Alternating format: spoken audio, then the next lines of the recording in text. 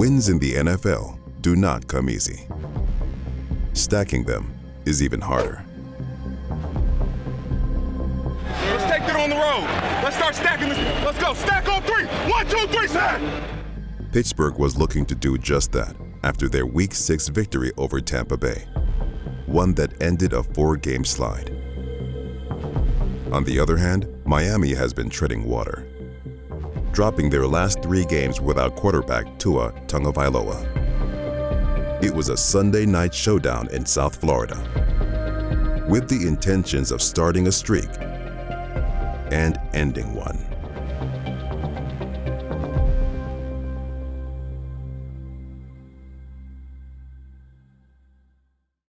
Here we go. This pass is caught and that's a touchdown. That's the way to work. Come on. He's hit that sack. The Steelers win the football game. Let's go.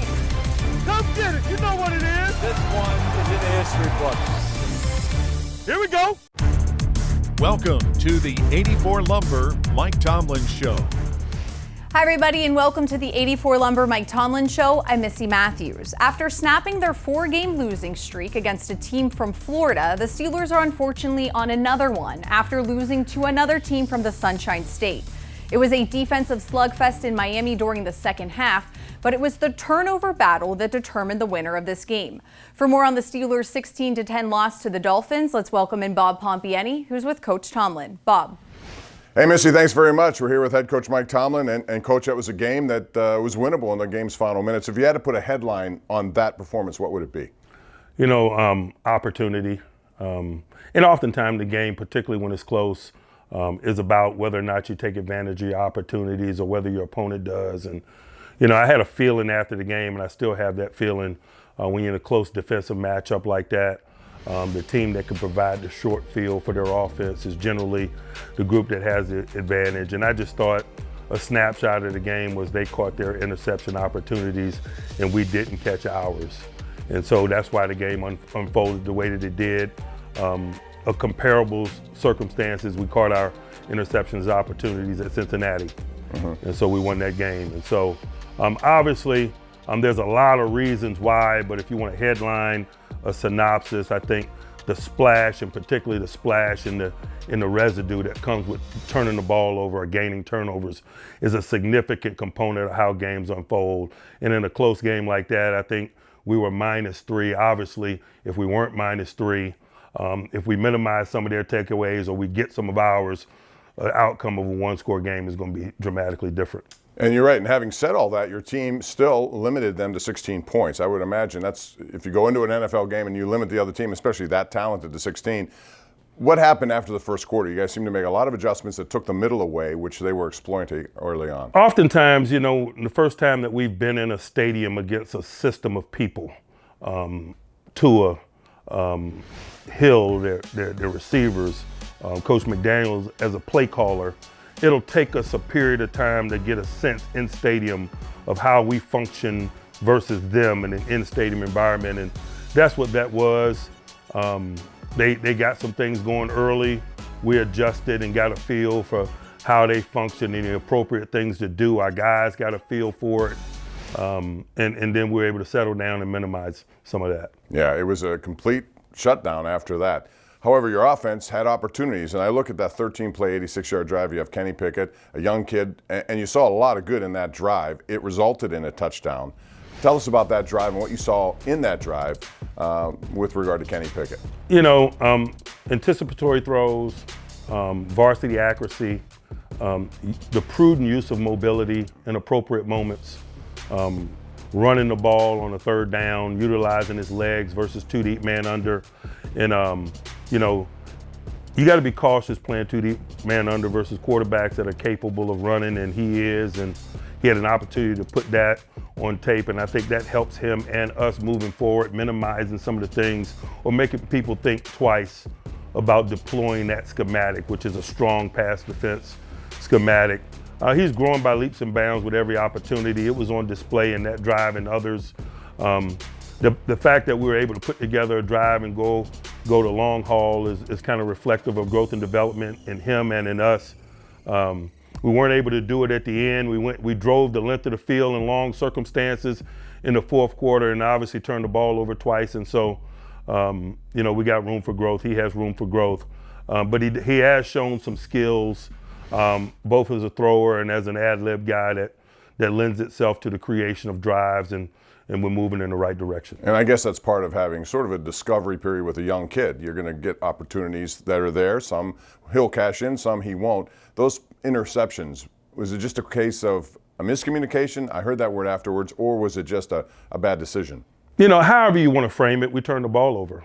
And, he was making an aggressive play in an effort to win the game for us. And like he was doing on the first one on 3rd and 16 and trying to throw that ball into that zone defender who was kind of coming downhill. And so, a linebacker in that position is a little bit different than the safety coming from depth. He's playing to win, and there's going to be some negativity with that, but make no mistake, we understand that, but we do believe that he has enough skills and we have enough skills to win while those things are transpiring. So we're not grading on the curve. There were some lessons to be learned from the last performance, but we play to win. He plays and plays to win, and so we're moving forward with the hunger of pursuit of victory. One other thing, talking about individual guys, Miles Jack, you look at his stat total, he's constantly putting up big numbers there. He's developed into, I'm sure, what you thought when you were signing him to this. What's he done? What's he brought to maybe Devin Bush's game? Because we see an uptick in his game as well. I don't want to take anything from Devin. Devin is healthy and working and putting together a good year, and to attribute some of that to Miles is disrespectful to what he's doing. But Miles is a quality leader and a veteran player and a guy that's passionate about football. He was just born to play linebacker. He likes team run. He loves Wednesday practices. He's an energy bringer. He's just been a pleasure and been a big-time addition to us. All right, so the Steelers now face an assignment going to Philadelphia, the Keystone State rivalry. The Eagles, the only undefeated team left in the NFL. We'll break them down with head coach Mike Tomlin when we return. Missy, let's go back over to you. Thanks so much, Bob. And since the merger, rookie quarterbacks have won just 3 of 15 starts against opponents with a 6-0 record or better. Ben Roethlisberger owns 2 of those 3 wins after beating the Patriots and Eagles in back-to-back weeks in 2004. Well, number 90 was flying around the practice fields at the UPMC Rooney Sports Complex this week. TJ Watt officially started his 21-day clock, but remains on IR. I'll just be able to be a participant in practice, so it feels nice to get back out there and start playing football again. Do you have expectations of when you might be back? No. I mean, right now I'm just doing what I'm asked, starting the process. Like I said, it just feels good to be playing football again. Do you feel like you could play Sunday? I don't know. I mean, we'll have to see. Later in the show, Merril Hoge dials up a defensive playbook you won't want to miss. We'll be right back.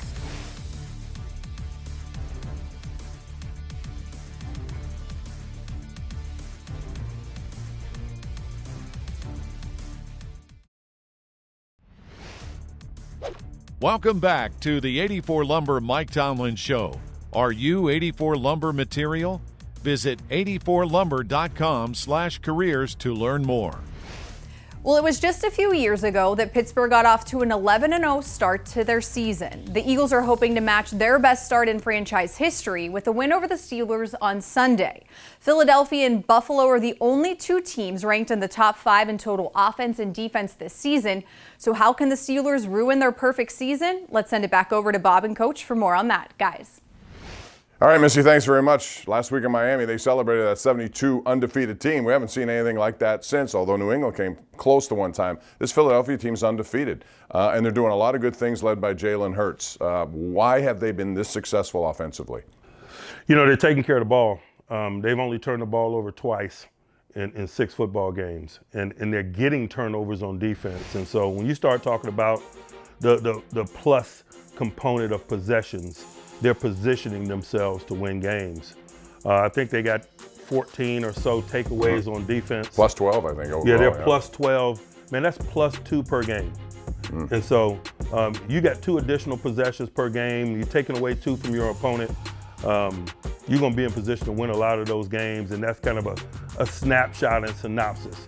Now, beyond that, they got a quality leader in Hurts. He's got a wide variety of talent. He's good in terms of decision making. He's a prudent use of mobility guy at the quarterback position. You got to deal with his legs on possession downs. You got to deal with him in the tight red zone. He's got an awesome collection of eligibles to throw the ball to.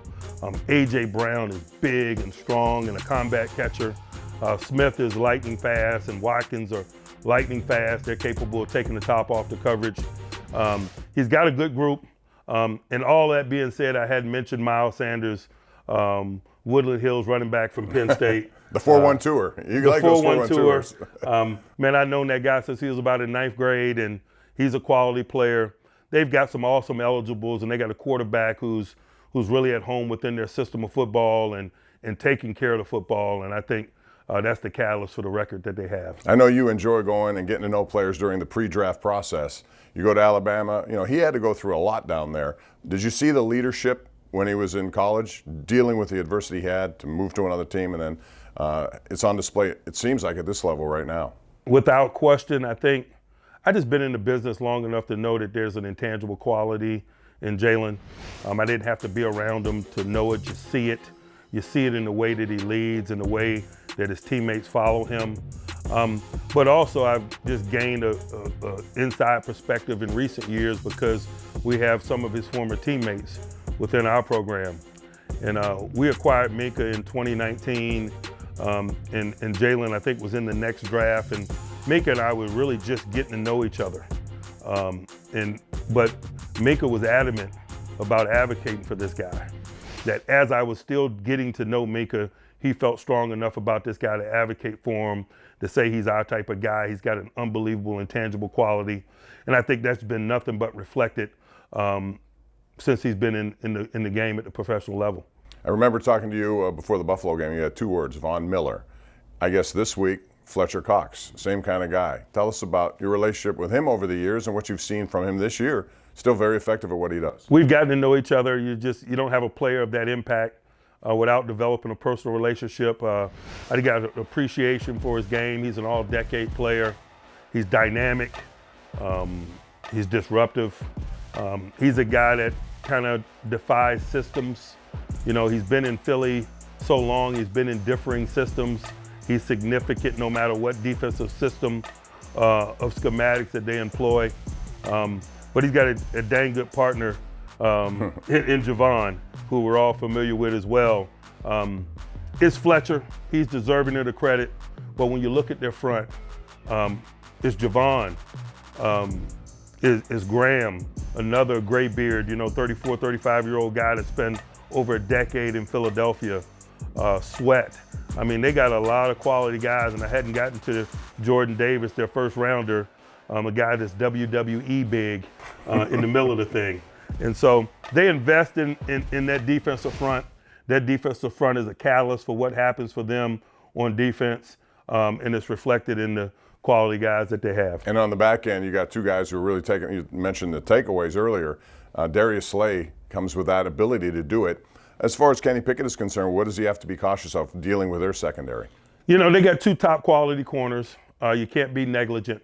But he's got to read structure and play structure and let that be his guide, and just proceed with the understanding that he's playing a veteran corner tandem. And so it's going to be chess, not checkers from a strategy standpoint. But we can assist him with a lot of that with how we deploy our schematics and work to minimize their experience in terms of some of the matchup-related things. The Eagles coming off a bye. The Steelers will go to their bye. It's a big game. You'll see it Sunday on KDKA. Should be outstanding atmosphere in Philadelphia. We'll talk about the keys to the game when we return with head coach Mike Tomlin. Missy, back to you. Thanks, Bob. The Eagles are 1-3 in their last 4 games following their bye week, while the Steelers are unbeaten in their last 6 matchups with an opponent coming off their bye. We'll see how things shake out on Sunday in Philly.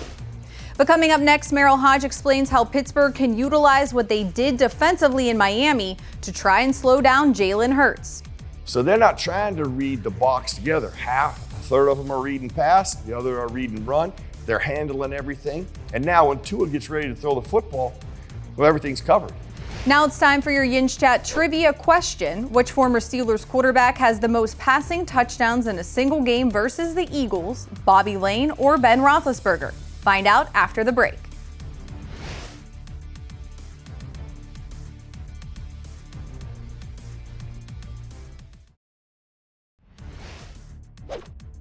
Welcome back to the 84 Lumber Mike Tomlin Show. Are you 84 Lumber material? Visit 84lumber.com/careers to learn more. Your Yin's Chat trivia answer is Bobby Lane. Yin's Chat is the Steelers' official predictive and trivia game. Answer questions, make picks, and win prizes. Play Yin's Chat exclusively on the Steelers' official mobile app. Well, the Dolphins wasted no time on Sunday Night Football to score some points. They put up 13 in the first quarter thanks to the utilization of RPOs.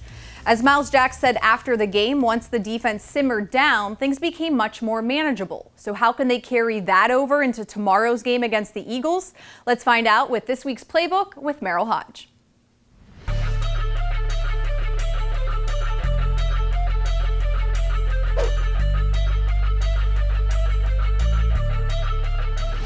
Hi, everyone. Welcome into the Factor Back Studios for the Acrisure Playbook. Now, this week, the Steelers are going to the Philadelphia Eagles. This team is undefeated, and there's a reason for it. It's not just how good they are as a team. Their offense is pretty good. They got a lot of phases to their offense. The one thing about it that's a good thing is that it's very similar to Miami's, other than their quarterback is better, offensive line's better, receivers are better, and the running back's better. Okay, that's the bad part. But because they've seen it once, hopefully this will help them. So let's take a look at the Philadelphia Eagles first. This is the type of action that they saw last week and played very well at. We're going to show you that in a second. But the Eagles do it great. This quarterback right here is the best RPO guy in the National Football League. Now they're going to do a lot of misdirection. Wide receiver is going to come this way. We're going to do the RPO action this way. And what that does is really paralyzes the box. They're in a man coverage. So what they're going to have to do is they're going to have defenders running over here to catch the wide receiver. They neutralize their very best pass rusher right here by this action. So as we snap the ball, we'll show you. Right there. See this RPO action right here? You're coming here, wide receivers coming here. Well, this defender is all the way back here, the depth of him. And Micah Parsons, their best pass rusher, is really neutralized, trying to filter out what's going on. This is why Jalen Hurts is the best RPO guy. It's how well he reads this and executes it. Does a perfect job, gives them perfect route, get your wide receiver out on the perimeter, you got yourself a touchdown. That's how dangerous they are. Okay, well, let's go to last week. The Miami Dolphins do a lot of these similar things. Here, wide receiver is going to come here, reverse motion. Tight end is going to swing across here, and they're going to do an RPO action as well. But I want you to watch what the Steelers do to handle this. Now, they're playing more of a zone concept, but watch what happens when they snap the football. Now, there's the mesh point. A couple things are going on. The Steelers are not playing. They're playing zone, but this side of the defense is reading run. Bush releases and reads pass. Everybody over here is reading pass. So they're not trying to read the box together. A third of them are reading pass, the other are reading run. They're handling everything. And now when Tua gets ready to throw the football, well, everything's covered. He's going to have to make a ridiculous throw in order for him to complete it. So they have already seen this one time. Like I said at the beginning, Philadelphia much better than Miami, but because they have seen it once, I think that will help them as they play the Eagles. And because of that experience, hopefully they'll play this team pretty good and give them their first loss of the year. Thanks so much, Merril, and you can catch more of his playbooks on the Steelers' official YouTube page. Well, Pittsburgh and Philadelphia will be one of 3 interstate matchups in Week 8. Just over 300 miles separate Acrisure Stadium from Lincoln Financial Field. And over the last 20 years, all 5 meetings between these two teams have been won by the home team. So for more on how the Steelers can break the streak, it's time for your keys to the game presented by your neighborhood Ford store. Let's say hello one final time to Bob and Coach. Guys.